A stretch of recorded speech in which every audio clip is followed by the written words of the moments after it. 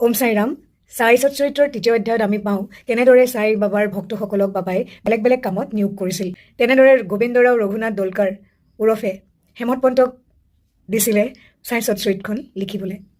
বাবাৰ আজ্ঞা আৰু অনুমোদন পাই সুন্দৰভাৱে তেখেতে সাই সৎচৰিত এটা এটা অধ্যায় তেখেতে লিখিবলৈ আৰম্ভ কৰিলে।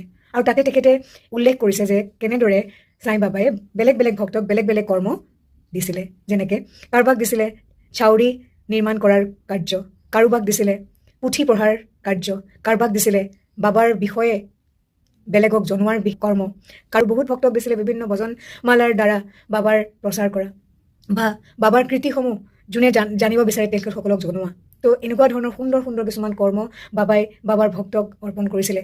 আৰু তৃতীয় অধ্যায়ত এনেকুৱা এটা সুন্দৰ কাহিনী আছে। ৰহিল্লা বুলি এজন বাবাৰ ভক্ত, খুব সুন্দৰ এটা উপমা, তেখেতৰ উপমা দি ৰহিল্লা তেখেতৰ এটা সুন্দৰ উপমা দি বুজাব বিচাৰিছে যে মানুহে নাম কীৰ্তন কৰি থকা মানুহক খুব এটা ভাল নাপায়, বহুতে ভাল নাপায়, বা চিঞৰি বাখৰি ঈশ্বৰৰ নাম লৈ থকা মানুহকো খুব এটা ভাল নাপায়। তো তেনেকুৱা ধৰণৰ মানুহৰ কৰ্মত বাবাই কেতিয়াও প্ৰশ্ৰয় দিয়া নাছিল, বা তেখেতৰ এগেইনষ্টত যোনে আহি বাবাক কৈছিল যে ৰহিল্লা এনেকৈ চিঞৰি চিঞৰি থাকে, আমাৰ ভাল নালাগে, আমি কৰ্মৰ পৰা আহোঁ, তেখেতক হেৰি কৰা, তেখেতক আপুনি কওক এইবোৰ নকৰিবলৈ, তেতিয়া বাবাই কিন্তু তেওঁলোকক ইমান এটা গুৰুত্ব দিয়া নাছিলে।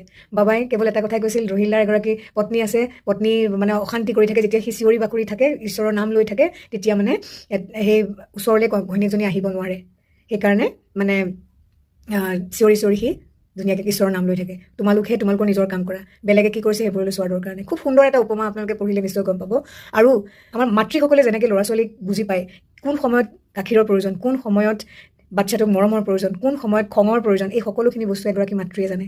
চ' বাবায়ো প্ৰতিজন ভক্তৰ বাবে এগৰাকী মাতৃৰ দৰেই মৰম খং সকলোখিনি কৰিছিলে। যিটো প্ৰয়োজন, যিটো ভাল, সেইটোহে ডিভটিক দিছিলে বা বুজাই দিছিল। বিভিন্ন ধৰণৰ কৰ্মেৰ, বিভিন্ন ধৰণৰ এনেকুৱা ধৰণৰ কিছুমান কাৰ্যৰ দ্বাৰা বাবাই বুজাই দিছিল যে সেই ভক্তৰ বাবে কোনটো সঠিক আৰু কোনটো সঠিক নহয়। আলোক সংকেত ৰূপে বাবাৰ কাহিনী মেলা, যাৰ দ্বাৰা আমাৰ জীৱনত এতিয়াও এই যুগতো এনেকুৱা সুন্দৰ কিছুমান আমি উদাহৰণ পাওঁ, যাৰ দ্বাৰা আমি আমাৰ জীৱনত অহা যিকোনো অসুবিধাক আমি ম্লান কৰি যাব পাৰোঁ, আমি নেওচি যাব পাৰোঁ। সেইকাৰণেই উচিত সৎচৰিত্ৰখন পঢ়াৰ। যেতিয়া পঢ়িব মনৰ পৰা মনত অহা বিভিন্ন ধৰণৰ নিগেটিভ থটছ সেইবোৰো আঁতৰি যাব, আৰু কিহৰ কাৰণে হৈছে সেইখিনিও আমি যেন বুজি পাওঁ।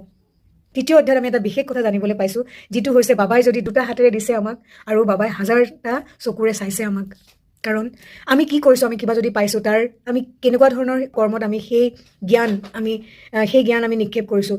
আমাৰ যদি কিবা পাৱাৰ আহিছে আমাৰ লাইফলৈ, সেই পাৱাৰ আমি ক'ত আমি নিয়োগ কৰিছোঁ, আমি তাৰ কি আমি সেয়া পাৱাৰেদি কাৰোবাৰ কিবা বেয়া কৰিছোঁ নেকি, এই সকলোখিনি কিন্তু বাবাই সকলোখিনি মন কৰি থাকে। সেইকাৰণে আমি এইটোৰ পথৰ পৰা আমি এইটোৱে গম পাওঁ যে ঈশ্বৰে দিও চাই নিও চাই। যোনে পঢ়িছে সকলোৱেতো গম পাইছে, যোনে পঢ়া নাই পঢ়ক আৰু সুন্দৰ কিছুমান অভিজ্ঞতা নিজৰ জীৱনলৈ গোটাওক।